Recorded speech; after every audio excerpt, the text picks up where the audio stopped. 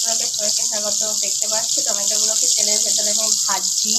টমেটোগুলোকে ভালো করে আগে ধুয়ে মাঝখান দিকে ফেলে দিয়ে একটু কড়াই গরম করে তার ভিতরে তেল দিয়ে একটু নুন হলুদ তেলের উপরে দিয়ে টমেটো সিম্পলভাবে বেগুনগুলোকে আমি ঠিক এইভাবে ভেজে নিয়েছি। দেখতে পাচ্ছি ওখানে পেঁয়াজ কেটে নিয়েছি আর কটা কাঁচা লঙ্কা আমি এখানে দিয়ে নিয়েছি। ব্যাস আর কিছু লাগবে না, জাস্ট এটা নর্মালভাবে এগুলো গরম আছে।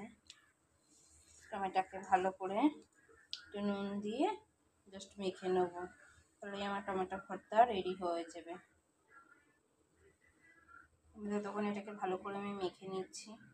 দেখো গাইস, আমি টমেটো ভর্তাটাকে মাখা হয়ে গেছে। দেখতে পাচ্ছি এটা সিম্পল একদম, নুন লঙ্কা আর পেঁয়াজ দিয়ে ব্যাস টমেটোগুলোকে তেলে যেভাবে বললাম ভেজে নিতে, এইভাবে ভেজে নিয়ে এইভাবে গরম ভাতে ব্যাস একটাবে ভাত খাওয়া হয়ে যাবে। দেখতে পাচ্ছ। তো আমার চ্যানেলটি ভালো লাগলে প্লিজ সাবস্ক্রাইব। এর ভিতরে অনেক কিছুই দেওয়া যায়, ধনেপাতা দেওয়া যায়, তারপর হচ্ছে তোমার কারি পাতাও দেওয়া যায়। যার যেটা ভালো লাগে আমার কাছে আপাতত যেটুকু ছিল নর্মালভাবে এইভাবেও খাওয়া যায়। এটাও খেতে খুব ভালো লাগে গরম ভাতের সাথে।